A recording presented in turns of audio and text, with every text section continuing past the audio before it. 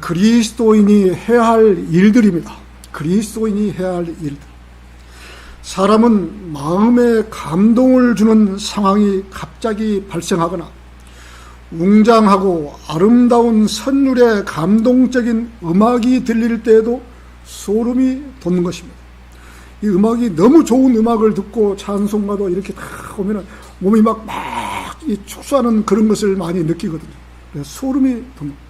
우리가 찬송가를 어느 지나가는데 찬송가를 깊이 있게 들으면 그 찬송가 소리에 몸이 막 소름이 돋고 너무 좋아가지고 이런 것을 느낄 수가 있습니다.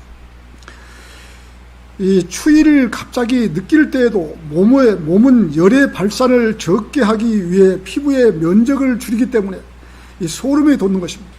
이러한 신체 반응은 몸을 보호하기 위해 몸 스스로 자동적으로 일으키는 유익한 현상들인 것입니다.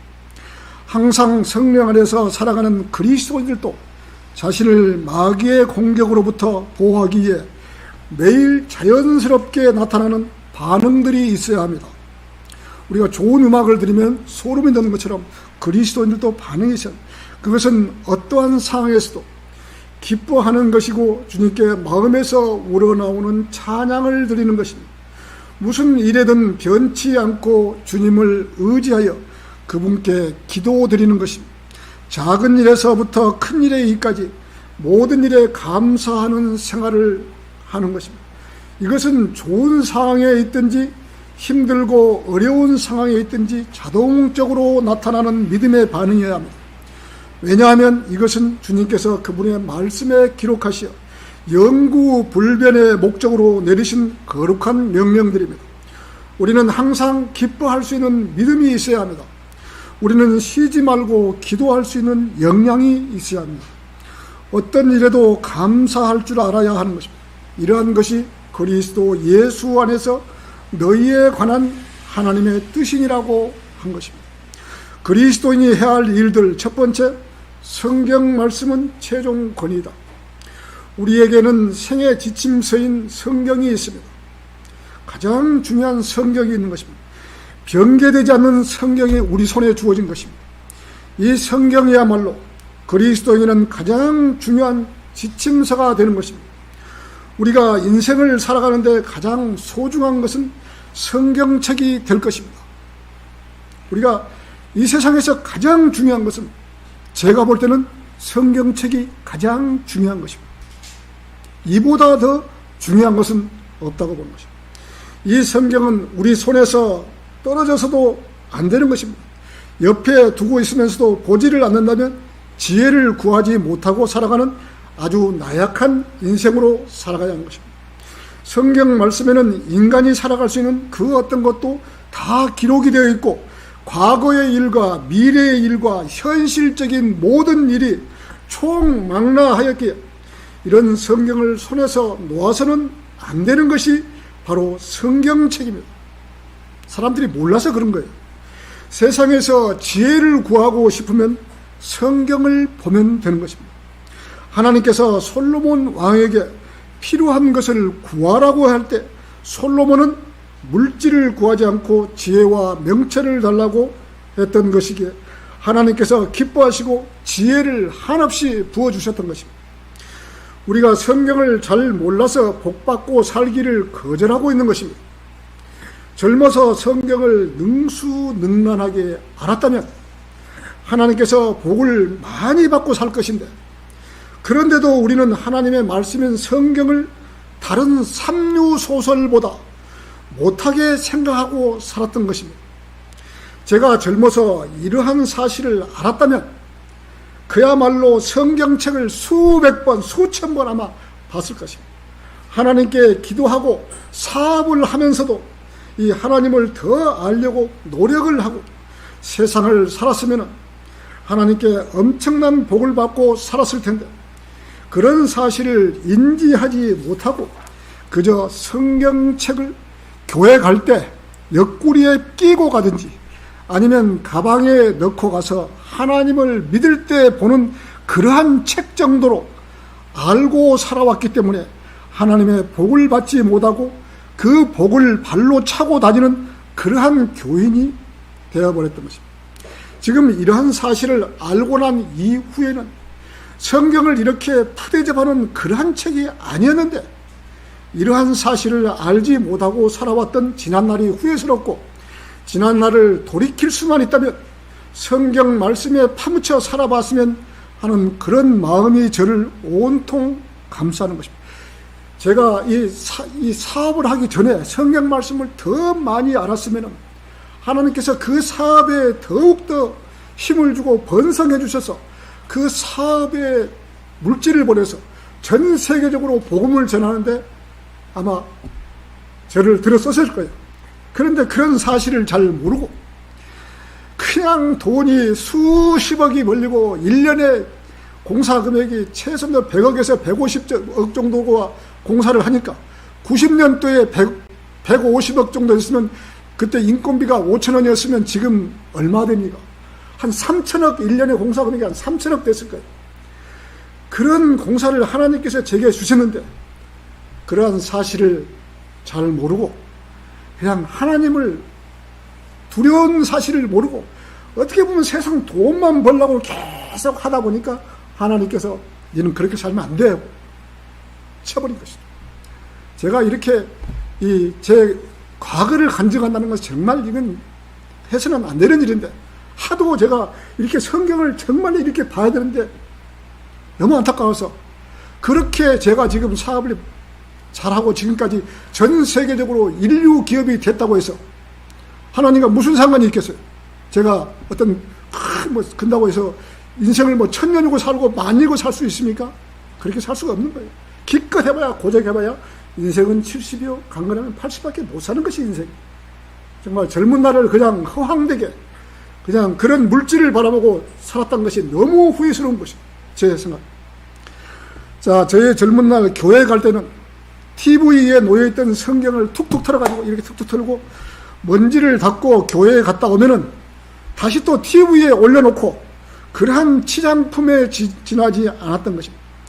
이렇게 귀중한 말씀이 들어있고 하나님께서 우리들에게 명령해 놓으신 그 말씀들, 주옥 같은 편지들이 얼마나 많이 있는데도 그러한 것을 알지 못하고 살아왔던 지난날이 매우 안타깝고 돌이키고 싶은 생각이 있는 것입니다.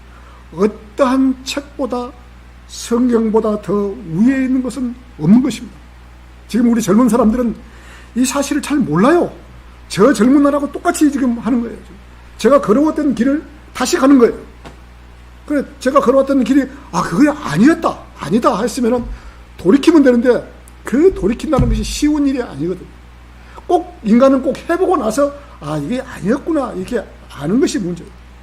세상에 수많은 책들이 제 아무리 많이 있다고 한들 우리가 보는 이 성경 한 권만 또 못하는 것입니다. 수십만 권의 책을 준다고 한들 우리 손에 들려있는 성경 한 권의 책보다 아무런 값어치가 없는 것입니다. 우리는 이러한 사실을 정확하게 알고 살아가야 하는 것입니다.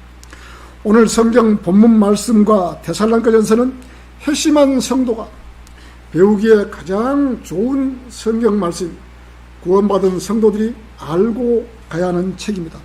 우리 에베소서 4장 21절을 한번 찾아보시죠. 에베소서 4장 21절. 제가 받들어 읽겠습니다.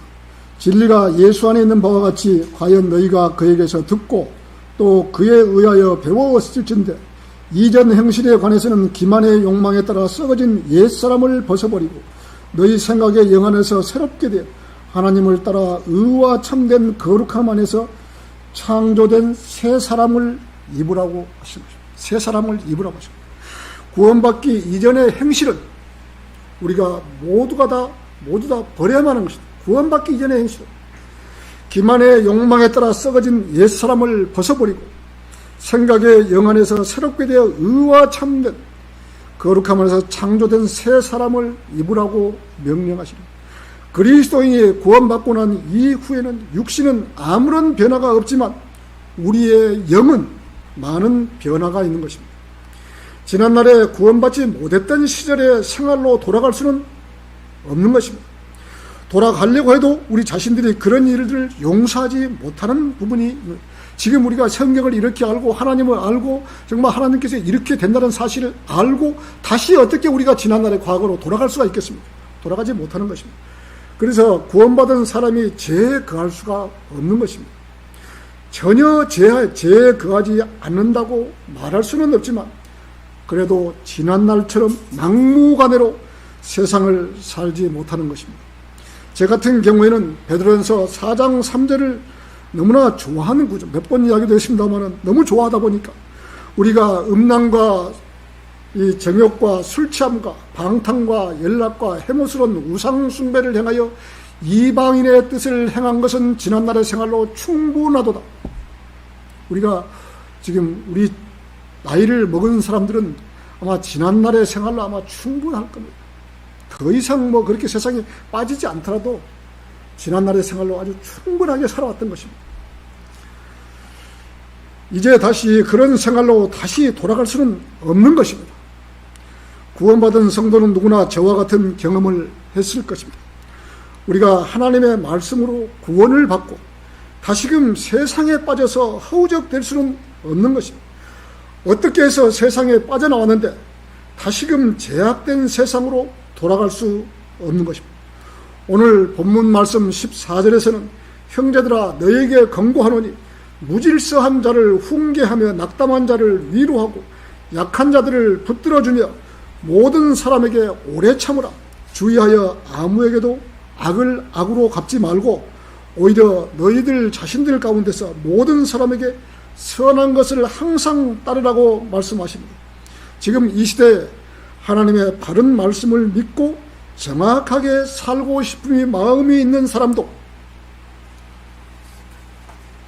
때에 따라서는 탈선을 하는 것을 볼 수 있습니다. 어쩌다 탈선을 하는 것은 본인 스스로 돌이키고 다시 하나님께로 나오면 되지만 계속해서 그런 성도가 있다면 무질서한 자들을 훈계도 해야 하는 것이고 계속 그런 일이 진행된다면 다른 성도들을 위해서 징계도 내려야 하는 것입니다. 본인 스스로가 하나님의 길에서 벗어나지 않으려고 해야 하는 것입니다. 또한 약한 자를 붙들어 주어야 하며 모든 사람에게서 오래 참으라고 하십니다. 우리는 거리에서나 공원에서 하나님의 말씀을 설교하다 보면 방해자가 많이 나옵니다. 때로는 미흡기도 하고 함부로 대해버렸으면 하는 생각도 듭니다.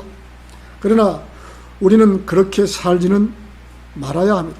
악을 악으로 갚지 말아야 하고 좋은 의미에서 달래서 보내야 하는 그러한 상황도 있습니다.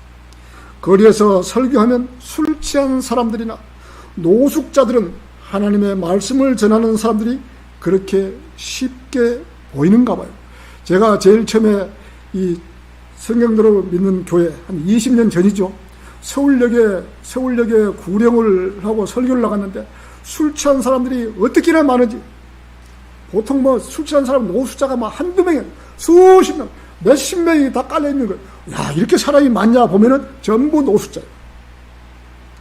그런 사람을 제 아는 형제가 자기는 육체미 운동을 해서 아주 운동을 많이 했기 때문에 자기가 이 사람들을 막아주겠다고 서울역에 나와서 하다 보니까 자기가 아주 거리 설교자가 유능한 거리 설교자가 된 걸 제가 보았습니다.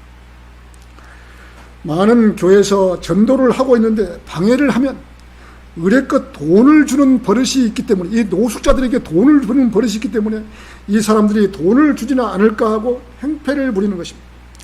이럴 때 우리는 하나님의 사람으로 악을 악으로 갚지 말아야 하는 것입니다. 어떤 누가 하나님의 말씀에 대해서 시비를 해도 우리는 절대 악을 악으로 갚는 일은 없어야 할 것입니다. 그 형제는 육체미 운동을 했기 때문에 몸이 아주 이렇게 좋아요. 그렇기 때문에 노숙자가 오면 다 막으면은 아주 꼼짝도 못 하거든요. 몸이 넓고 좋고 그러니까 노숙자가 함부로 못 달라들더라고요. 그래서 많은 덕을 본 적이 있습니다. 자, 그리스도인이 해야 할 일들 두 번째, 항상 기뻐하라. 쉬지 말고 기도하라. 우리는 때로는 하나님께서 항상 기뻐하라고 말씀하신 명령을 잊어버리고 슬픔과 낙담에 사로잡혀 살 때도 있습니다. 앞날이 캄캄할 때도 있고 아무런 소망도 없는 사람처럼 한없는 이 낙담에 사로잡혀 있을 때도 있습니다. 저는 이건 경험자입니다. 이 낙담에 사로잡히는데 얼마나 많은 낙담이 오고 낙심이 오는지 말도 못하게 앞을 볼 수 없을 정도로 이 낙담과 낙심이 와버리는 거예요. 이렇게 해갖고 어떻게 살지? 하나님을 믿으려고 헌신했는데도 계속 이러한 문제가 마귀가 계속 부추기는 거예요. 저는 그러한 시절들이 있었습니다. 당장 현실의 두려움도 느낄 때가 있는 것입니다. 그리스도인으로서 이 세상에 부러울 것이 없이 사는 성도가 그리스도인일 텐데 미래가 걱정이 되며 앞날과 미래에 대한 설계도 어떻게 하겠다고 이 설계도 또 많이 해요. 설계도. 이러한 것이 모두가 다 낙담에서 오는 불안과 초절하고 생각하면 되는 것입니다. 성령으로 충만하지 못한 삶을 살다 보면 매사에 걱정투성이고 낙담과 낙심밖에는 없는 것입니다. 이럴 때 재빨리 하나님 말씀으로 돌아서야 합니다. 하나님 말씀으로. 그리스도인은 세상에서 남들이 갖지 못하는 보물을 우리는 이 안에 우리 지금 이거 진흙이잖아요. 흙으로 만들었으니까 진흙이죠. 진흙 안에 보물을 갖고 있는 사람들이에요. 우리 안에. 남들이 갖지 못한 보물을 자기 안에 갖고 살면서도 그 행복의 맛을 느끼지 못하게 되면 매일 불안한 생을 살게 되는 것입니다. 하나님께서는 항상 기뻐하라, 쉬지 말고 기도하라고 말씀하십니다. 시편 90편 10절에서는 우리의 연수가 70이요 강건하면 80이어도 그 연수의 힘은 수고와 슬픔이니 그것이 곧 끊어지면 우리가 멀리 날아가나이다. 인간이 아무리 오래 살고 싶어도 오래 살지 못하는 것이 우리의 인생길인 것입니다. 이 세상에서 아무리 슬픔이 있고 불행하다고 할지라도 오래도록 살지 못하는 것이 인생의 길인 것입니다. 이 짧은 인생길에 후회 없이 하나님의 명령만 따르는 그러한 성도는 항상 기뻐하라고 하십니다. 육신적인 기쁜 일이 없다고 할지라도 우리는 기뻐해야 하는 것입니다. 그리스도인이 낙담할 시간에 찬송가라도 부르고 있다면 기뻐해야 하는 것입니다. 시편 33편 1절에서는 오 너희 의인들아 주 안에서 기뻐하라. 찬양은 정직한 사람에게 합당한 것이다. 어려운 일을 당할 때에도 시편 37편 4절에서 또 주께 기뻐하라. 그리하면 그가 내 마음의 소원들을 내게 주시리라. 성도가 찬양을 해도 기쁜 것이고 온 마음을 하나님께 두면 자기의 소원도 들어주신다고 하신 것입니다. 제가 젊은 날 저는 아마 이 재물에 대한 어떤 그런 크나큰 어떤 막 지금도 막 어떤 재물을 갖고 싶다 그런 건 없는데 제가 아마 소유욕이 많은가 봐요. 어떤 것을 흘러는 것을 많은가 봐요. 소유욕이. 그래서 저는 젊었을 때 아마 포부를 좀 크게 가졌어요. 내가 좀 사업을 좀 크게 봐요. 그래서 이 직장에 들어오라고 해도 직장에를 안 들어간 거예요. 프렌트 회사에 그 회사에 한번 들어가면은 이 현대차 같이 끝나면은 뭐 정년퇴직까지 해야 되는 그런 시점인데 제가 그때 당시에 한 달에 38만 원을 월급을 받았는데 그때가 77년도 말 78년도에 38만 원 월급을 받았는데 회사에서 호남에 들려내서 그때 12만 원을 준다고 저를 회사에 들어오라 스카우트 제의가 들어왔어요. 내가 지금 그 들어가고 3배를 더 받는데 내가 왜 그 회사에 들어가냐고. 나는 안 들어간다고. 아마 어디에 얽매이기 싫었던 그런 성격의 소유였던가 봐요. 그래서 결국은 사업을 해서 했는데 자, 사업을 아무리 잘한다고 해도 하나님께서 하루아침에 훅 불어버리면은 그냥 다 없는 거예요. 인생이 아무리 잘 살고 싶어도 하나님의 뜻 가운데서 이루어지지 않으면 살 수가 없는 거예요. 저는 그런 사실을 철저히 알고 살아왔기 때문에 이렇게 인생의 막바지에서 자, 하나님의 말씀으로 공부하고 무장하고 이 했던 것이 제게 너무나 좋은 거예요. 돈 수천억, 수조를 준다 해도 지금 있는 제가 알고 있는 성경적 지식하고 바꿀 수가 있겠습니까? 바꾸지를 못하는 거죠. 그래서 제가 이 젊은 날 사는 거하고 세상을 위해서 세상을 쫓고 살았던 거하고 지금 이 하나님 말씀으로 젖어 사는 거고 제가 잘 살았다고 말한 것은 오히려 하나님을 믿고 살았던 것이 더 잘 살았던 거예요. 저 젊은 날 교회에 가면 교회 생활은 엉망진창이었습니다. 잠언 5장 18절에서 내 생으로 복을 받게 하고 내 젊은 날에 아내와 더불어 기뻐하라 하신 것입니다. 세상을 낙심과 낙담만 생각한다면 모든 것이 낙심이 됩니다. 그리스도인으로서 낙심이 가장 큰 것은 자기의 적이라고 생각해야 하는 것입니다. 낙심만큼 그리스도인에게 큰 적이 되는 것은 없습니다. 하나님께서 올바른 성도를 쓰시기 위해서 구원만 받으면 모든 성도를 다 쓰시는 것이 아닙니다. 하나님의 말씀에 길들여져야 되고 하나님의 말씀에 합당한 사람을 찾기 위해서는 하나님께서는 그 사람의 고난과 징계가 반드시 있다는 것을 염두에 두어야 하는 것입니다. 고난과 징계, 그리스도인으로서 너무나 많은 고난과 징계가 오는 것입니다. 그 징계나 고난이 있을 때는 정말 괴롭고 세상을 한탄하고 부정적으로 생각할 수 있지만 그런 시간이 지나고 한 단계 더 성숙되는 계기가 될 때는 더 하나님께 감사를 드릴 수 있는 것입니다. 그러면서 항상 기뻐하라, 쉬지 말고 기도하라는 말씀을 이해할 수가 있는 것입니다. 사람에게 항상 기뻐하라고 한다면 어떻게 항상 기뻐할 수가 있겠어요? 우리가 반문할 수 있지만 성경을 아는 성도라면 어떻게 매일같이 어떻게 기뻐서 하나님께 기쁜 마음으로 기뻐할 수가 있는 것입니까? 매일같이 어떻게 기도를 할 수 있습니까? 이렇게 반문할 수 있다 이거죠. 그러한 성도라면 기뻐하지 않을 수가 없는 거예요. 우리는 이 세상이 얼마 가지 않는다는 사실을 성경을 통해 누구보다도 확실하게 알고 있습니다. 앞으로 되어질 일들을 차근차근하게 알고 있습니다. 이러한 사실을 다 알고 있는 우리가 어찌 기뻐하지 않을 수가 있겠어요? 성경에 있는 사실을 믿지 못한다면 하나님의 자녀라고 말할 수 없는 것입니다. 우리는 성경을 믿는 사람들입니다. 성경을 우리 갖고 다니는 사람이 아니고 우리는 성경을 믿는 사람들입니다. 하나님께서 쉬지 말고 기도하라고 하셨습니다. 어떻게 쉬지 말고 기도만 할 수 있겠어요? 이 말씀은 하나님을 신뢰하고 하루 종일 무슨 일을 하더라도 하나님의 말씀으로 자기의 머리를 꽉 채우고 하나님의 생각으로 살아가는 그러한 말씀입니다. 이 성도가 처음에는 이것이 잘 안 돼요. 될 수가 없어요. 어떻게 하루 종일 하나님의 말씀으로 제 머리를 가득 찰 수 있습니까? 이런 생활이 계속 하다 보면 하나님 생각으로 제 머리를 하루 종일 가득 차게 해주십시오. 이렇게 계속 하다 보면은 그런 생활을 할 수가 있는 것입니다.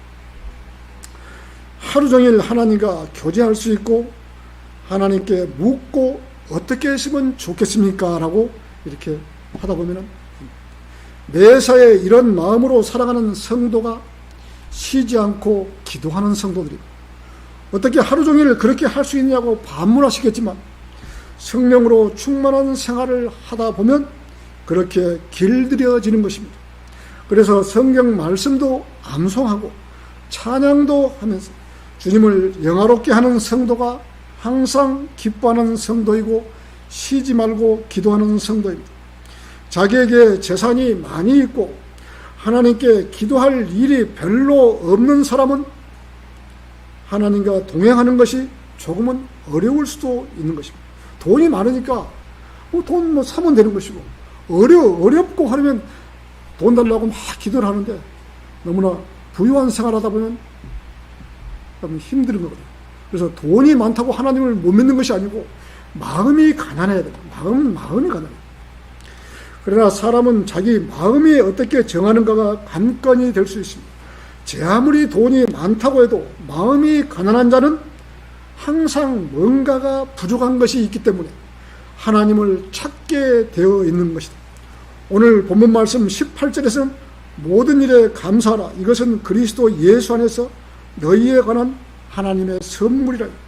성령을 소멸하지 말라. 예언을 멸시하지 말라. 모든 일을 시험해보고 선한 것을 붙잡아라. 악은 어떠한 행태든지 피하라. 하나님께서는 우리들에게 모든 일에 감사하라고 하셨습니다. 아무리 어려운 일이 있다고 할지라도 하나님께 감사할 줄 아는 그리스도인이 되어야 합니다. 빌립보서 4장 6절에서는 아무것도 염려하지 말고 다만 모든 일에 기도와 간구로 너희 구하는 것들을 감사함으로 하나님께 알려지게 하라. 그리하면 지각을 초월하시는 하나님의 평강이 예수 그리스도 안에서 너희 마음과 생각을 지키신다고 하신 것입니다. 우리가 그리스도 예수 안에서 너희 마음과 생각을 지키시라 하셨기에 우리는 제 아무리 어려운 일이 있다고 해도 하나님께 아래에 있는 습관을 길러야 하는 것입니다. 참 이것이 초창기부터 이렇게 쉽게 된다고 하면 뭐라고 하겠습니다. 근데 하나님의 일이 이렇게 진행된다고 앞에서 끝까지 다 안다면은 이렇게 할 수가 있죠. 그런데 이 사실을 잘 모르면은 이것이 힘들어지는 거예요. 시편 118편 1절에서는 오 주께 감사하라. 그는 선하시며 그는 자비는 영원히 지속됩니다. 우리는 구원받은 성도들로서 당장 눈앞에 보이는 것만 추구하지 말고 하나님께서 앞으로 이루실 일을 우리는 보아야 합니다. 우리가 조금만 더 미래를 본다면 이 세상을 살 동안 아웅다웅하지 말아야 하는 것입니다. 영원 무궁토록 살아간다는 것을 잊지 않았으면 좋겠습니다. 우리가 육신은 죽어도 천년왕국과 영원한 세계에서 영원 무궁토록 죽지 않고 살아간다는 것을 성경에 하나님 말씀에 기록이 되어 있기 때문에 하나님 명령이기 때문에 우리는 알고 간 인간의 명령이 아니고 하나님께서 그렇게 하시겠다고 분명히 성경에 기록되어 있기에 우리는 그대로 믿으면 되는 것입니다. 하나님께서는 우리 성도들이 하나님께 감사하며 살아가는 것이 그리스도 예수 안에서 너희에게 관한 하나님의 뜻이라고 하셨습니다. 자신이 살면서 하나님의 뜻을 찾아서 살 수 있다면 가장 잘하고 있는 것입니다. 매 순간 감사하며 기도하며 살아간다는 것은 정말 잘하고 사는 것입니다. 자신의 삶을 하나님의 뜻을 찾는 그리스도에게는 성경은 충분하게 답을 제시해 주시는 것입니다. 로마서 12장 2절에서는 너희는 이 세상과 일치하지 말고 너희 마음을 새롭게 함으로써 변화를 받아 하나님의 선하시고 기뻐하시고 온전한 뜻이 무엇인지 입증하도록 하라고 하신 것입니다. 이런 문제를 그냥 넘어갈 수는 없는 것입니다. 마귀는 이런 문제에 걸려 넘어지게 하려고 배수진을 치는 것입니다. 하나님의 선하시고 기뻐하시고 온전한 뜻을 알려고 하나님께 헌신하면 마귀는 그대로 가만히 있지 않는 것입니다. 그리스도인이 세상을 살지 않을 수는 없는 것이고 세상 속에 들어가서 살아가야 하는데 세상에 물들게 하고 세상 유혹에 빠뜨리게 하고 하나님을 향해서 헌신하지 못하도록 갖은 방해를 하는 것입니다. 이것이 그리스도에게는 최대의 골칫거리인 것입니다. 그리스도인들은 세상과 적절한 거리를 두면서 살아야 하는데 너무 세상을 좋아하다 보면 세상으로 떠내려가게 되어 있고 하나님의 말씀 쪽으로만 기울여서 살려니 그것도 마음대로 안 되는 것입니다. 세상 속으로 들어가서 사람만인 의식주를 해결하고 또 해결할 수 있게 힘이 드는 것입니다. 그리스도인이 만약 이 세상과 일치하게 되면 마음을 새롭게 할 수가 없게 되어 있고 따라서 변화될 수도 없습니다. 하나님의 뜻이 무엇인지 알지 못하고 살아갈 것입니다. 이러한 것이 그리스도인으로 살려고 자기는 마음은 먹었지만 쉽게 하나님을 섬기지 못하고 믿음이 자라지 못하는 요인이 되는 것입니다. 그래도 모든 것을 이기고 한 걸음 한 걸음 주님 쪽으로 기울여져 살고 싶다면 하나님의 선하시고 기뻐하시고 온전한 뜻이 무엇인지 알고자 한다면 이 세상과 일치하지 말고 너희 마음을 새롭게 함으로써 변화를 받아야만이 가능한 것입니다. 이 세상 살 동안 힘이 들지만 그래도 우리의 마음과 생각이 하나님을 향해 가야 하는 것입니다. 그렇게 한 시간 또 하루 또 이틀, 3일, 한 달, 2달 계속 가다 보면은 이렇게 가면은 하나님께 더 가까이 갈 수 있는 길이 열립니다. 이것이 그리스도인의 생활인 것입니다. 이러한 것이 쉽게만 되어간다면 무슨 걱정을 하겠어요? 그리스도인으로서 가장 잘 사는 것이죠. 그런데 어떤 때는 하루에 하나님을 생각을 한 번도 해본 적이 없이 하루를 넘어갈 수가 있어요. 하나님 생각 안 하고 그냥 하루를 넘어간다니까요. 이럴 때도 있다는 거죠. 자, 그래서 말씀으로부터 조금만 멀어져도 아예 하나님의 생각은 멀어질 수도 있습니다. 이런 것이 그리스도인으로서 안타까운 일인 거예요. 자, 그리스도인이 해야 할 일들. 세 번째, 악은 어떠한 행태든지 피하라. 바이블 빌리버들은 성경대로 믿는 사람들에게는 교리가 있습니다. 이 교리는, 전통적인 교리는 우리가 잘 지켜야 되거든요. 성경대로 믿는 사람의 교리. 그리스도인으로서 해야 할 일과 하지 말아야 할 일들이 있는 거죠. 지금까지 전통적으로 내려온 교리는 우리는 무시할 수가 없는 것입니다. 세상 교회에서 하는 모든 일들을 우리 교회에 가져와서 교리로 삼는다면 우리 교회의 교리는 엉망진창이 교리가 될 것입니다. 한 예로 우리는 일평생 한 번 침례를 받는데 이것을 일반 교회처럼 세례를 바꿔서 우리의 세례를 준다면 어찌 되겠어요? 교리가 가짜 교리가 되어버린 거죠. 이렇게 모든 것이 하나같이 우리들에게까지 이어진 전통을 무시할 수 없는 것입니다. 그러나 어디까지나 교리는 교리일 뿐입니다. 교리가 주님보다 더 우세하게 여기게 된다면 그것은 잘못된 것입니다. 성경에서 벗어나지 말아야 하는 것입니다. 우리의 교리는 성경을 비추어서 교리를 삼아야 되는 것입니다. 성경에서 벗어난 교리는 잘못된 교리인 것입니다. 우선 성경적 원칙이 있어야 하고 그 다음 상식적으로 판단해야 하는 것입니다. 오늘 본문 말씀 19절은 악은 어떠한 행태로든지 피하라고 하신 것입니다. 성경을 처음 썼을 때 그 시대와 지금 시대는 많은 변화가 있는 것입니다. 그때 상황은 사람들이 잘 믿지 않기 때문에 성령께서 제자들에게 임하셔서 성령으로 충만한 가운데 방언도 하게 하셨으며 이적과 표적들이 일어났던 것입니다.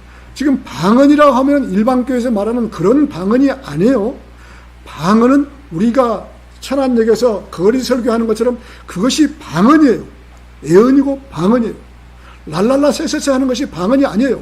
그런데 우리나라 전 교회가 지금 방언을 지금 랄랄라 세세세 하는 그런 엉터리 같은 방언을 하고 있는 거예요. 전체 99.9%가 그건 잘못된 방언이에요. 자, 이렇게 과도기적인 성경을 잘못 해석하면 우리 사도행전 우리가 2장 38절 한번 보시죠. 사도행전 아주 가장 예민한 부분이니까 우리가 몇 번 공부는 했습니다만 사도행전 2장 38절 자 43절까지 합니다. 자, 베드로가 그들에게 답변하기를 회개하라. 우리가 지금 마태복음 시간에도 말한 것처럼 베드로가 그들에게 답변하기를 회개하라. 그리고 죄들의 사함받은 것으로 인하여 너희 각자는 예수 그리스도 이름으로 침례를 받으라. 그리하면 너희가 성령을 선물로 받으리라. 이 약속은 너희와 너희 자녀에게 한 것이며 또한 먼 곳에 있는 모든 사람 즉 주 우리 하나님께서 부르실 모든 사람에게 하신 것이라고 하더라. 또 여러 가지 다른 말로 증거하고 근거하여 말하기를 너희는 이 사악한 시대로부터 구원을 받으라. 자, 이렇게 과도기적인 성경을 잘못 해석하면 침례를 받아야만 구원받는다고 잘못 해석을 할 수가 있는 것이다. 지금 이 시대에 침례를 받으면 구원받는다라는 것은 잘못된 것입니다. 여러분 지금 구원받는 것이 침례 받아야 구원받는다고 하면 여러분 이해하시겠어요? 침례는 구원받고 난 이후에 하나의 하나님께 딱 두 가지 법, 이 주의 만찬과 침례식 두 가지 법밖에 준 것이 아니에요.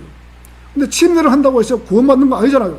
근데 지금 사도행전 2장 38절은 이 침례를 받아야 구원받는다고 하신 거예요. 성경 이건 사도행전은 과도기예요. 지금 우리가 마태복음을 과도기라고 알고 있듯이 사도행전 15장까지는 과도기라고 알고 있어야 됩니다. 자, 사도행전 10장 43절에서는 그분에 대하여 모든 선지자들도 증거하시기를 누구든지 그를 믿는 자는 그의 이름으로 말미암아 죄들의 사함을 받으리라고 하셨습니다. 우리 조금 더 넘겨서 사도행전 15장 7절을 한번 보시겠습니다. 사도행전 15장 7절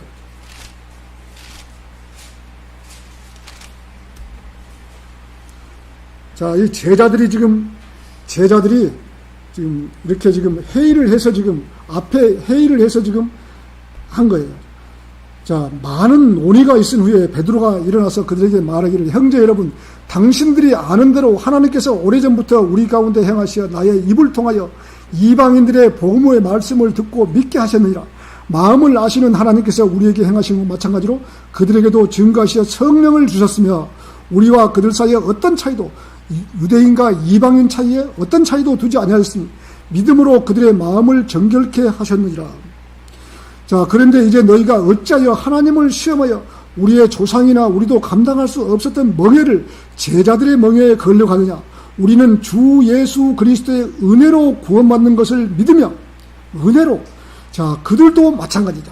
유대인들도 그때 시대에 주 예수 그리스도의 은혜로, 피로, 자, 구원을 받고, 이방인들도 그렇게 하면 구원받는다고 사도행전 15장 11절에 와서 제자들이 확정을 지은 것이에요. 그 이전까지는 확정을 짓지 못한 것이에요. 그래서 지금 이렇게 사도행전이 문제가 되는 것이에요. 사도행전이. 자, 사도행전 15장 1절에서는 너희가 모세의 율례를 따라 할례를 받지 않은, 할례가 무엇이면 남자들의 이 호경수시거든요. 할례를 받지 않으면 구원을 받을 수 없노라고 하더라. 아직까지 제자들도 확실하게 침례를 받아야 구원을 받는다라고 알고 있고, 할례를 받아야 구원받는다라고 정확하게 알지를 못하고 있는 것입니다. 바로 사도행전 15장 11절에 와서야 확정이 된 것입니다. 이렇게 예수님의 제자들도 이게 할례를 해야지 구원받는다, 이렇게 말을 한 것입니다. 사도행전 15장 1절 처음부터 15장에 가서야 이렇게 결론이 난 것입니다. 우리는 주 예수 그리스도의 은혜로 구원받는 것을 믿으며 그들도 마찬가지라고 확정을 지은 것입니다. 이러한 과도기적인 사도행전을 지금 이 시대의 교리로 삼아버리면 엄청난 잘못된 교리를 생산해내는 것이기, 사도행전 15장까지는 과도기란 사실을 알아야 하고, 사도행전을 지금 이 시대의 교리서로 받아들이면 크나큰 오류를 퍼뜨린다는 사실을 알아야 하는 것입니다. 그러나 잘못 알고 있는 교회에서는 사도행전을 꿈꾸는 교회도 있고, 또 그런 말씀으로 설교하는 목사들도 있기 때문에 아주 잘못된 교리를 가리키고 있는 것입니다. 이런 잘못된 교리라고 그들이 알고 있다면, 잘못된 교리라고 알고 있다면 그렇게 할 수가 있겠습니까? 잘 모르기 때문에 사도행전을 지금 이 시대의 교리로 적용하려고 하는 것입니다. 세상이 이런 밖에 교회가 마태복음이나 사도행전이나 히브리서나 야고보서를 지금 이 교회 시대에 가져오니까 엉망진창 개판이 되는 거예요. 여러분 아시겠어요? 이러한 사실만 정확하게 안다 해도 남한테 절대로 속을 리는 없어요. 사도행전을, 보통 이 교회 이름이 사도행전을 꿈꾸는 교회, 그런 교회를 지금 있어요. 사도행전이 대단한 그런 말씀인 줄 알아요. 사도행전은 제자들이, 12제자들의 행적, 복음을 전하면서 다니는 그런 행적이에요. 그런 것을 적어놓은 거예요. 야고보서 5장 16절은 그러므로 너희는 서로 잘못들을 자백하고 치유를 위하여 서로 기도하라. 지금 우리 성경에는 지금 서로 잘못된 걸 자백하고 서로 기도하라고. 의인의 효과적이고 일렬한 기도는 역사하는 힘이 많으니라고 하셨는데, 개역 성경은, 우리 성경은 야고보서 5장 16절은 개역 성경은 자, 어떻게 성경을 적였냐면, 너희 죄를 서로 고하고, 너희 죄를 서로 고하라고 해야지. 병 낫기를 위해 서로 기도하라고 이렇게 고쳐버린 것입니다. 이렇게 야고보서 5장 16절을. 이 때문에 사람이 사람에게 죄를 고백하는 어처구니 없는 행위를 소위 하나님의 이름으로 하는 자들이 생겨났던 것입니다. 서로가 서로 죄를, 나는 무슨 죄를 졌고 무슨 죄를 잘못했다고 서로가 서로를 죄를 자백하는 그러한 형태가 되어버린 거예요. 그것이 곧 고해성사라는 것입니다. 카톨릭에서 말하는 고해성사라는 것입니다. 세상에 죄인된 인간이 다른 죄인된 인간에게 죄를 자백을 해서 어떻게 된다는 것입니까? 죄를 자백하면 죄가 용서가 됩니까? 용서라도 받을 수 있다는 말인가? 용서가 된다면 왜 예수 그리스도께서 쓸데없이 십자가에서 죽기까지 했다는 말인가? 인간의 죄를 자백해서 용서된다면 예수 그리스도께서 죽을 필요가 없는 것이죠. 인간이 다른 인간의 죄를 용서하면 용서를 받게 되는 것입니다. 성경 어디에 그렇게 됐다고 기록이 되어 있단 말이냐. 이 땅에서 인간의 죄를 용서하실 수 있는 분은 하나님이십니다. 그의 아들 예수 그리스도 한 분뿐이십니다. 마태복음 9장 6절에서는 그러나 인자가 예수님이 땅 위에서 죄들을 용서하는 권세를 가진 것은 너희로 알게 하려 함이라고 하신 거죠. 로마 가톨릭 사제들은 고해실에서 이 신도로부터 죄를 자백을 받고 있습니다. 로마 가톨릭이 얼마나 무서운 짓거리를 하고 있습니다. 신도로부터 죄를 자백을 받고 있습니다. 이런 행위가 고해성사입니다. 이 세상은 오래전부터 여러 비밀단체들이 결성되어 반성경적 행위들을 자행하면서 세계를 비밀리에 통치하고 있는 것입니다. 일루미나트, 빌더버 그룹, 미국 조지아 W 부시와 존 케리 상원 의원들이 가입한 해골 집단, 보헤미안 그룹, 예수의 이런 집단이 가톨릭에서 다 행성된 그런 집단입니다. 예수 그리스도의 천년왕국을 반대하는 자들이에요. 이들 비밀 결사들은 가입자들에게 이런 신비 종교에 가입할 때 비밀을 간직하라고 받은 명령을 지켜야 한다고 약속을 따는 거예요. 자기들은 다 고해성사를 받으면서 폭로할 경우에 형벌이 요구된다. 하지만 사제들은 자기들은 고해성사를 하지 않아요. 이 볼프강 아마데우스 모차르트, 우리 음악 잘하는 모차르트 있잖아요. 이 모차르트도 이 가톨릭 신자였는데 이 비밀을 지키지 않았다고 그의 장례식에는 초라하게 되던, 장례식에 아무도 안 가버린 거예요. 가톨릭 믿는 사람들이.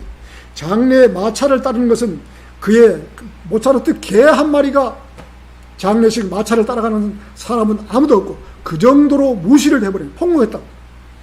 이렇듯이 자기들은 남의 고해성사는 다 듣고 행동하면서 자기들의 비밀을 발설하는 사람들에게는 아주 냉정하게 대했던 것입니다.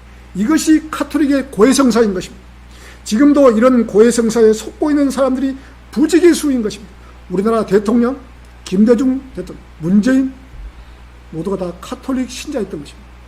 가톨릭은 우리 교회라고 지금 인정하면 안 되는 것이에요. 하나님을 믿는 것이 아니라 하느님을 믿고 있는 사람들이기 때문에 교회하고 똑같이 생각해서는 안 되는 것입니다. 오늘 결론을 맺겠습니다. 바울 사도는 구원받은 그리스도인에게 골로새서 4장 12절 말씀처럼 모든 뜻 안에서 완전하고 온전하게 서도록 하기 위함이라. 에베소서 5장 17절에서는 주의 뜻이 무엇인지 입증하라고 했습니다. 골로새서 1장 9절에서는 그분의 아는 지식으로 충만하라고 하신 거죠. 이처럼 하나님의 뜻은 첫 번째로 성도가 성결하고 깨끗하게 되고 음행을 피하는 것입니다. 하나님의 뜻이. 두 번째, 하나님의 뜻은 모든 일에 감사를 드리는 것입니다. 하나님께 무슨 일을 하더라도 감사. 우리 입에서 감사가 끊이지 않아야 되는 것입니다. 세 번째, 하나님의 뜻은 선으로 악을 이기라는 것입니다. 선으로 악을 이기라. 네 번째, 하나님의 뜻은 성도가 고난을 받아야 한다면 악이 아니라 선을 행하는 것으로 고난을 받는 것이다. 우리가 어떤 죄를 지은 것보다 거리 설교하면서 구령하면서 하나님의 예수 그리스도를 전파하면서 이 차라리 욕먹는 것이 더 낫다 이거죠. 우리는 오늘 본문 말씀처럼 항상 기뻐하라, 쉬지 말고 기도하라, 모든 일에 감사하라, 성령을 소멸하지 말라, 애언을 멸시하지 말라, 모든 일을 시험하여 보고 선한 것을 붙잡으라, 악은 어떠한 형태이든지 피하라고 하셨습니다. 이 말씀은 하나님의 명령입니다. 그리스도인에게 주신 명령입니다. 성도가 하나님의 명령을 지켜야만이 하나님의 군사라고 말할 수 있는 것입니다. 우리는 이 말씀을 마음판에 새기고 살면서 하나님과 더 가까이 지내시기를 바랍니다. 설교를 마치겠습니다.